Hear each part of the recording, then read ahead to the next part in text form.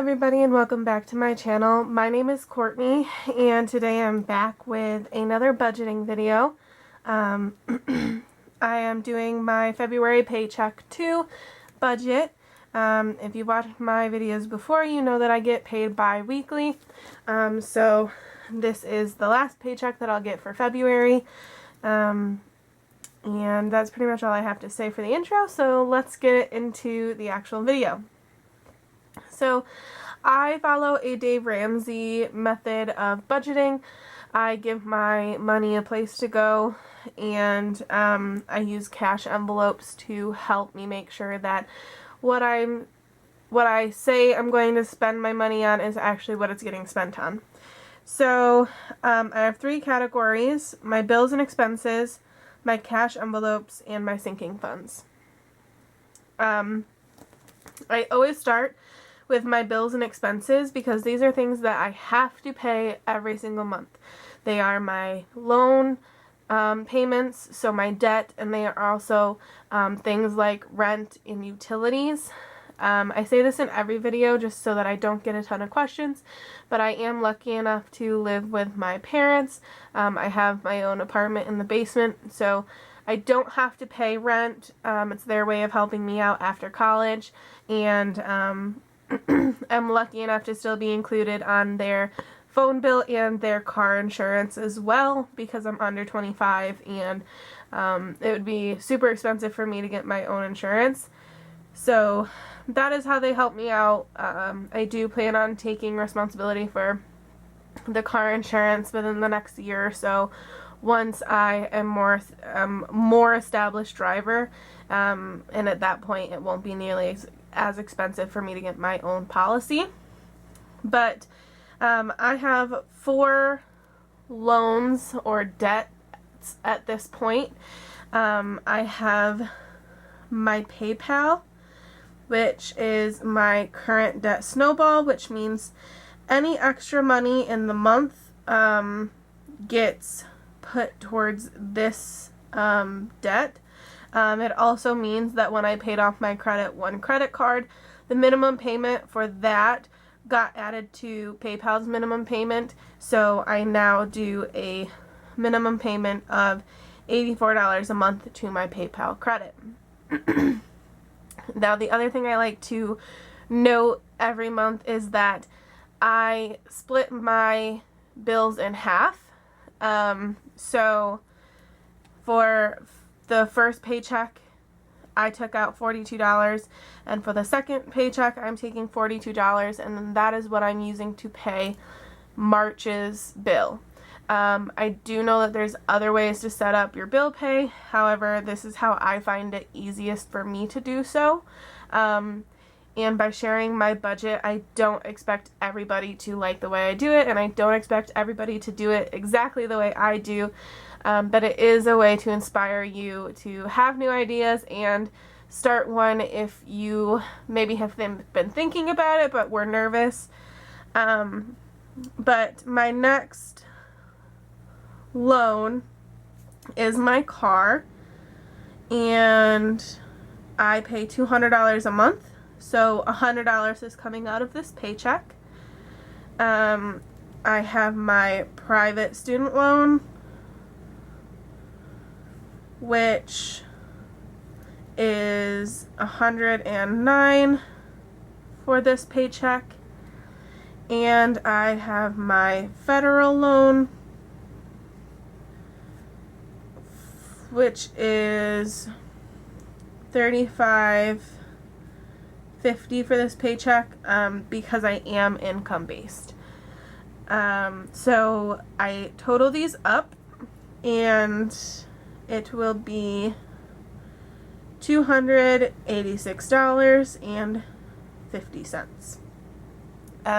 So what I like to do is I transfer this money out of my checking account into my Capital One 360 checking account, so that way my bill pay money is completely separate from my checking account.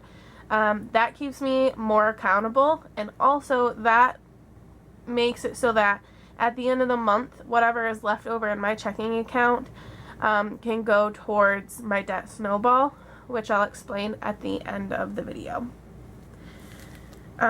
So next are my cash envelopes. Now my cash envelopes are what I keep in my wallet every single day. They are my 4 most used envelopes, and they are my spending envelope, which gets $60.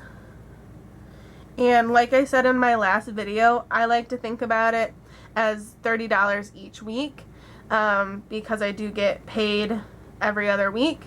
So it's really not as much as it looks like, because it's technically $30 a week instead of $60 a week, which I know is probably a little bit confusing to some people, but it's $60 from the paycheck.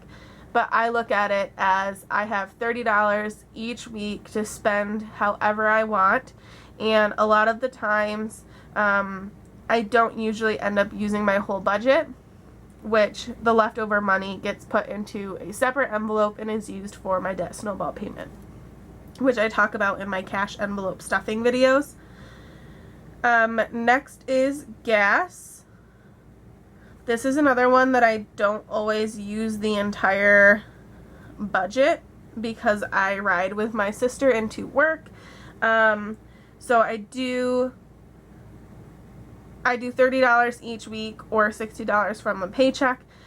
And like I said, I don't typically end up using the entire budget, because my sister drives me to work, and I don't pay as much for gas that way.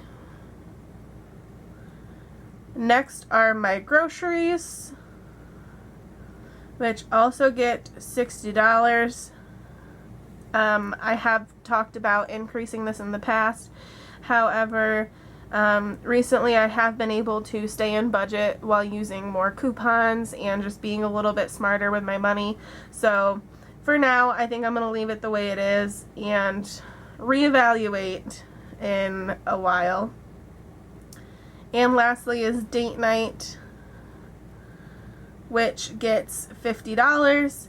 And like I say in my cash envelope videos, I do this so that my boyfriend and I can split date night.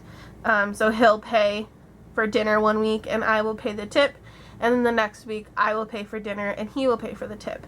That is the way we like to do it, and we feel more comfortable knowing that we're both putting the same amount into our relationship. And obviously there are times where it isn't always even, and that's fine, but it makes me personally feel better knowing that I am contributing financially to the relationship as well. So this total is $230. So when I get paid, I take $230 out of my bank account, and it is distributed between these 4 envelopes.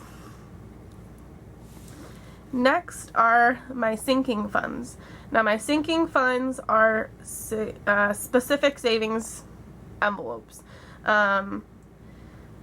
So my first envelope that I contribute to is the apartment.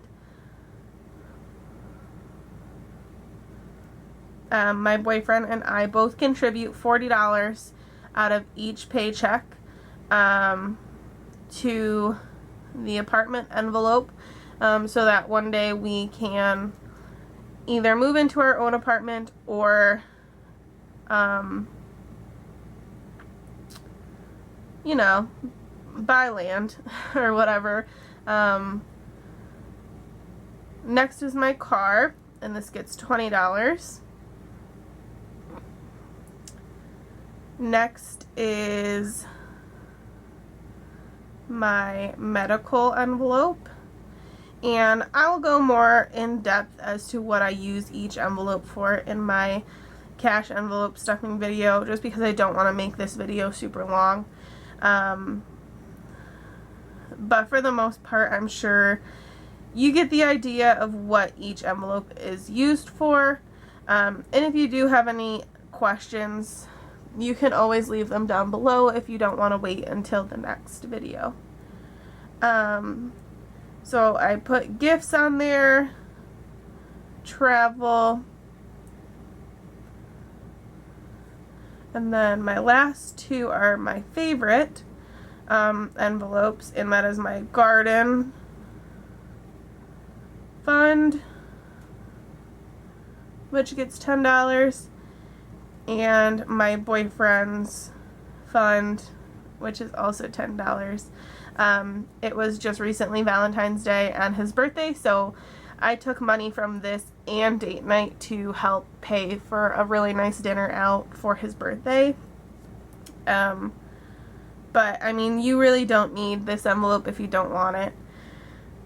So this total is going to be $120. So this is kind of my favorite part of my budget, because this is where I see my most variation. Now let me explain. Let's say I need new brakes, which is true. I do need new brakes. And I just got my tax return, so I don't need to change anything in my budget. But if I didn't get my tax return and I really needed new brakes, what I could do is, instead of putting the money into each of these other sinking funds, I would take the $60 out of these and I would put it into my car envelope. So instead of funding these four, I would just put, $80 into my car fund, and that would get me to my goal faster so that I could get my new brakes. In that same idea, if I knew that I was going to throw a party and I needed to buy extra food, what I would do is not put money in my gifts or my travel fund, and I would put an extra $20 towards my grocery budget. So my sinking funds are where I see the most variation, and these are also the more, they're kind of like fun money. A lot of these things I don't need to fund. I don't need to save money for travel, and I probably don't need to spend money or save money for my garden. But these are two things that I really, really enjoy doing. And by saving my money each paycheck, I'm able to do the fun things that I like to do without breaking my budget. And I'm able to not contribute to them one week if I can't. So I really enjoy the sinking funds. They're my favorite part. And I like that I can add new ones if I have to. So if I know that my AAA is coming up to get renewed, I can put AAA on here and I can start contributing to that if I have to. So sinking funds are my favorite. I highly suggest them if you don't, especially if you're a very visual person like I am. I don't like just putting all of this money in a savings account and saying, oh, well, it's there if I need it. I like being able to separate all of my money into certain categories, and that way I know exactly what is budgeted for each thing. So if I have $100 in my travel envelope and it costs me $120 to book a hotel, I know that I can't book that hotel room. I have to do something different. So that's just my take on it. I'm sure other people have their own opinions, but to each their own. So next, what I like to do is I like to write my income out, which this paycheck is $764.11. I do believe that my next paycheck is going to be significantly lower because my health insurance is finally going to kick in, because I'll be employed with my new employer for 3 months. So I don't know exactly what my next paycheck is going to look like, but for now I still have a relatively good income. And then next I do my total budgeted amount. So my total budgeted amount are these three totaled together, which is, I wrote it off to the side. I always do a draft budget just in case I make mistakes. $636.50. So obviously these two numbers don't match, and that is kind of where I differ from the Dave Ramsey method. The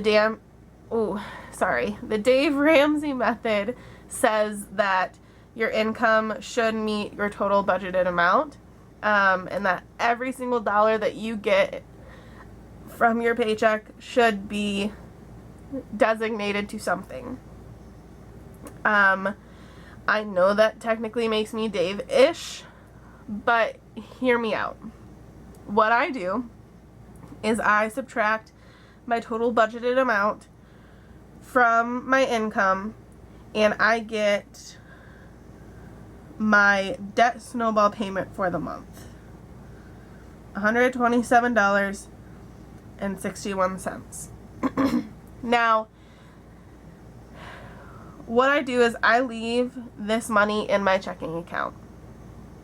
And I do that because if I get a medical bill that I wasn't expecting, or I really need an oil change and I don't have enough in my car fund to cover the oil change, I can take that extra money out of this debt snowball payment without taking money from my emergency fund.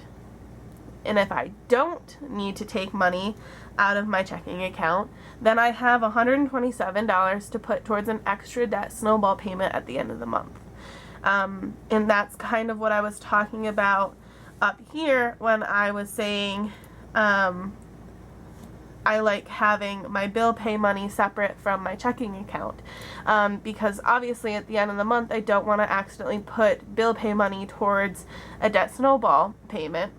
So I transfer my bill pay money to a separate checking account, and at the end of the month whatever is left in my checking account, which is usually the debt snowball money from paycheck 1 and paycheck 2, plus whatever I don't use in my cash envelopes, and that gets put towards my debt snowball. And that can range anywhere from $100 to $300 to $400, depending on A, how much money I have left over in my budget, and B, if I spent a lot from my cash envelopes or not. So I know that it's technically Dave-ish. However, I do justify it in my own eyes, to the point that I understand that the money that's left in my checking account is only for emergencies, and it's only so that I don't take it out of my emergency fund. And I know that this is not fun money at the end of the month. If it didn't get spent for an emergency, I know that it gets used for my debt snowball payment. So I know I will have people who follow Dave Ramsey religiously tell me that's Dave-ish and that I shouldn't do that, but to each their own. This is the way I like to do it. Like I said, I'm not showing you my budget to tell you how to do things. I'm showing you my budget to hopefully inspire you to create something that works for you. I really hope you guys like this video. I'm so happy to be back and doing budgeting videos and gardening videos, which hopefully you'll be seeing more of. And please let me know in the comments below if there's anything specific you really want to see from me. And I'll see you guys in the next one. Bye!